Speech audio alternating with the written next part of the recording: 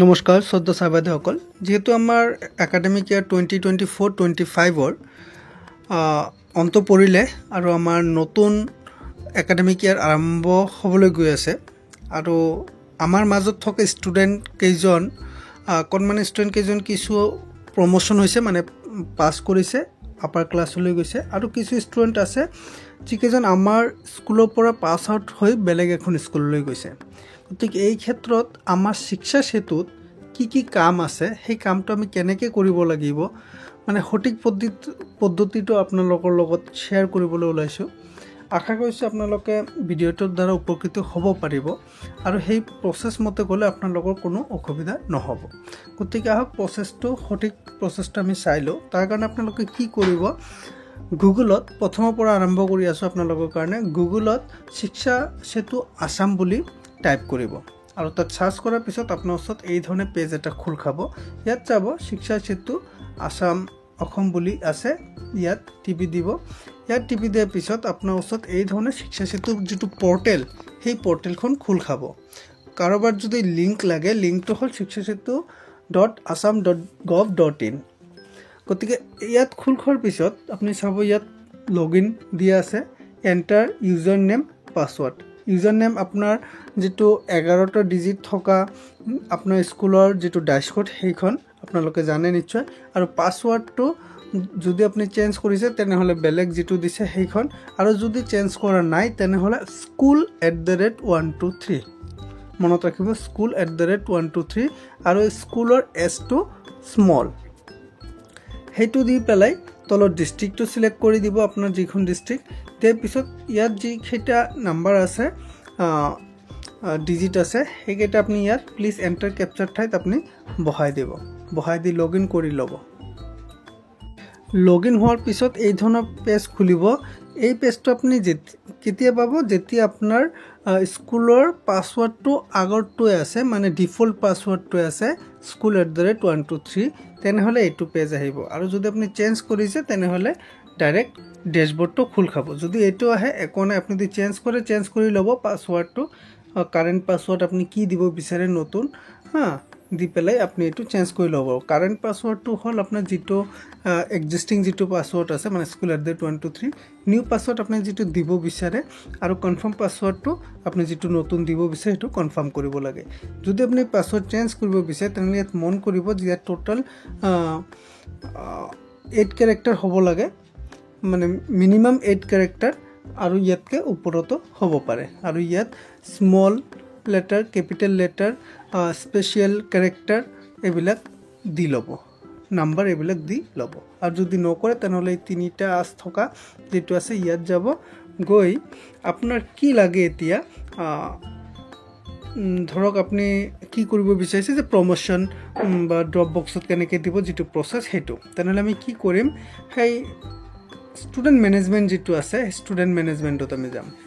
Student ম্যানেজমেন্টত যোৱাৰ পিছত আমাৰ তলত আহিব চাব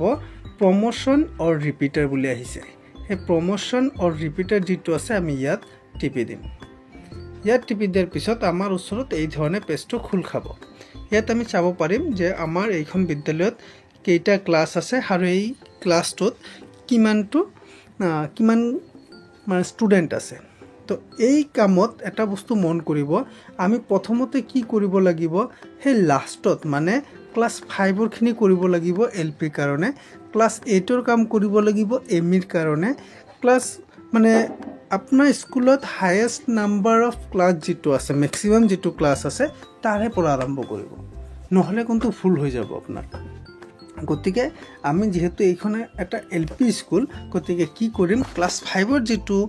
সংখ্যা দিয়া আছে সেই সংখ্যা ৰাইট সাইডত কি আছে অ্যাকশন ভিউ বুলি দিয়া আছে সেই ভিউত টিপি দিম ইয়াত টিপি দিয়াৰ পিছত আপোনাৰ ওচৰত ষ্টুডেন্টৰ ডিটেইলটো আহি যাব আমি কি কৰিব লাগে ক্লাস 5 ৰ কোন কেইজন ষ্টুডেন্ট এইবাৰ আপোনাৰ স্কুলৰ পৰা পাস আউট হৈ গৈছে সেই কেইজন আমি সিলেক্ট কৰি লব লাগে যদি আপোনাৰ স্কুলৰ গোটেই কেইজন ষ্টুডেন্ট পাস আউট হৈ গৈছে তেনেহলে ওপৰত যেটো আছে বক্স তাত টিপি দিব গোটেই কেইটা ব্লু কালাৰ হৈ গল আৰু যদি এনেকুৱা হয় যে নাই আপোনাৰ যিমান এনৰোলমেন্ট আছে তাৰে কেইজন মানুহে পাস আউট হৈ গৈছে মই আপোনাক দেখাই আছো সাপোজ 3জন ষ্টুডেন্ট পাস আউট হৈ গৈছে বা দুজন ষ্টুডেণ্ট পাছ আউট, এইটো জাষ্ট আপোনালোকে এটা এক্সাম্পল দেখাই আছোঁ। ধৰক দুজন ষ্টুডেণ্ট পাছ আউট হৈ গৈছে, তেনেহ'লে দুজনক আপুনি ইয়াত চিলেক্ট কৰি ল'লে ব্লু কালাৰ হৈ গ'ল। ইয়াৰ পিছত যিহেতু এইখন আমি ক্লাছ 5 চিলেক্ট কৰিছোঁ, গতিকে এইটো কি হ'ব, আৰু এইখন স্কুলত যিহেতু ইয়াতকৈ ওপৰত আৰু কোনো ক্লাছ নাই, তেনেহ'লে আমি কি কৰিম, ক্লাছ 5ৰ ক্ষেত্ৰত বা ক্লাছ 8ৰ ক্ষেত্ৰত মন কৰিব, আমি চিলেক্ট কৰাৰ পিছত ইয়াত তলত যিকেইটা দি আছে promote, demote, repeater, drop box, drop out, আমি কি কৰিম, যি দুটা চিলেক্ট কৰিছোঁ সেই দুটাক আমি ড্ৰপ বক্সত দিম। কি আহিছে, are you sure, do you really want to mark the student as drop box,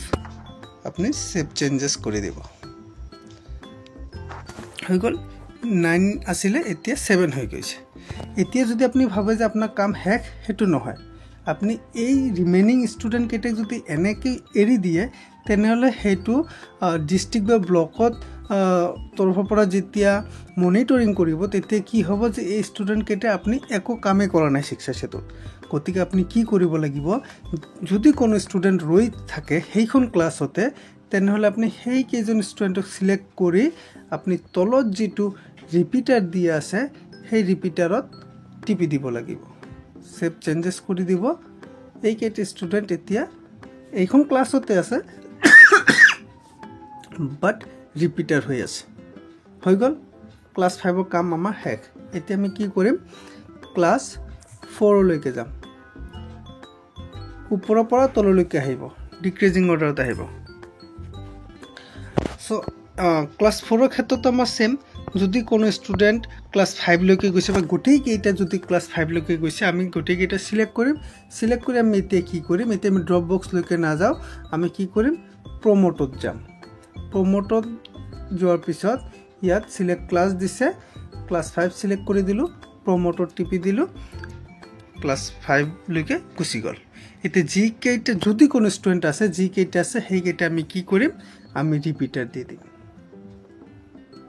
এই ধৰণে আমি এটা এটাকৈ ক্লাছৰ কাম আমি কমপ্লিট কৰিব লাগিব। ইয়াতে আৰু এখন কথা আপোনালোকে মন কৰিব, কোনো ষ্টুডেণ্টক আপুনি ভুলতে ড্ৰপ আউটত নিদিব, কাৰণ ড্ৰপ আউটত দিলে সেইকেইটা মাৰ্ক এজ ড্ৰপ আউট, মানে স্কুলত কিবা কাৰণত স্কুল পৰা এৰি দিলে, মানে বাদ দিলে, তো তেতিয়াহ'লে সেইটো মনিটৰিং হ'ব আৰু সেইটোৰ ওপৰতো মানে জাষ্টিফিকেশ্যন এটা বিচাৰিব পাৰে।